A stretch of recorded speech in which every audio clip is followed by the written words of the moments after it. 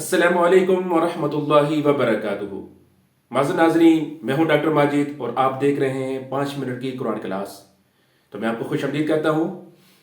आइए हम आगाज करते हैं। आज हम सूरह बकरा की आयत नंबर 3 का मुताला करेंगे।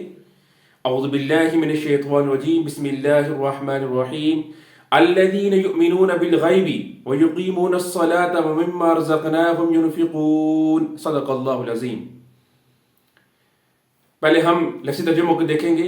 अल्लज़ीना, जो लोग, युमिनूना, वो ईमान लाते हैं या लाएंगे, फ़िल मुज़ारी का सीगा है, बिल गैबी, गैब पर, व युकीमूना, और वो सब कायम करते हैं या कायम करेंगे, अस्सलाता, नमाज को, व मिम्मा, और जो कुछ, रज़क़नाहुम, उनको हमने दिया हुआ है, युनफ़िक़ून, वो सब खर्च करते हैं या खर्च करेंगे। तो मफ़हूमी तर्जुमा ऐसे होगा कि जो लोग गैब को पूरे ईमान लाते हैं, नमाज कायम करते हैं और जो कुछ उनको हमने दिया होता है उसमें से वो इन्फाक करते हैं, अल्लाह की राह में खर्च करते हैं। आइए अब इसके मफ़हूम की तरफ चलते हैं। जो यहां पर पहली बात बताई गई है कि जो लोग गैब को पूरे ईमान लाते हैं, गैब से क्या मुराद है? हर कोई चीज जो हमारे हवा से खमसा और अक्ल में ना आ सके या जिसको हम न समझ पाए, उसको हम गैब कहते हैं।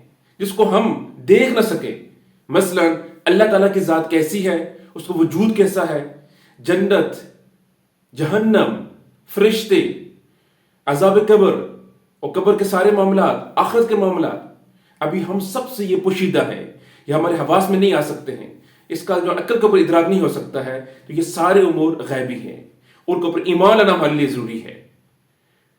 तो एक मुत्तकी बंदा वो होता है कि जो इन सारे ही मामलात के ऊपर ईमान लेके ऊपर आता है। वह यकीमुन अस्सलाह, दूसरी बात फरमाई कि वो जो मुत्तकी लोग होते हैं, फलाह पाने वाले लोग होते हैं, वो नमाज को कायम करते हैं।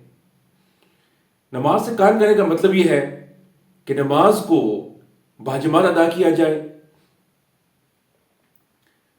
नमाज को खुशू खुजू से अदा किया जाए, पूरी शराइत और अरकान को पूरा किया जाए, और इसी तरह नबी सल्लल्लाहु अलैहि वसल्लम ने जो सुन्नतें बताई हैं उन सुन्नतों के ऊपर अमल किया जाए।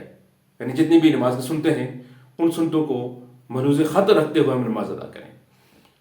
तो यह है अक़ामत सलात का मतलब।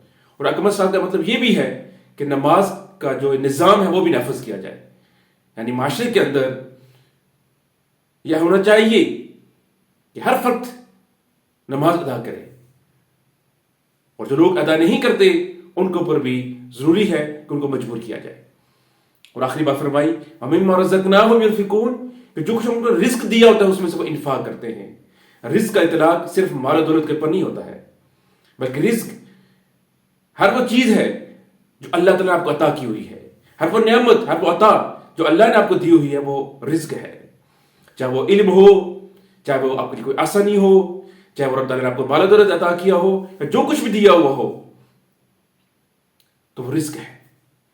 तो अहले ईमान लोग, मुत्तकी लोग अल्लाह ताला की दी हुई नेमतों में से इन्फाक करते हैं, दूसरों को खर्च करते हैं, दूसरों को देते हैं, तकसीम करते हैं। अल्लाह ताला से दुआ है कि वो हमें अमल करने की तौफीक अता फरमाए।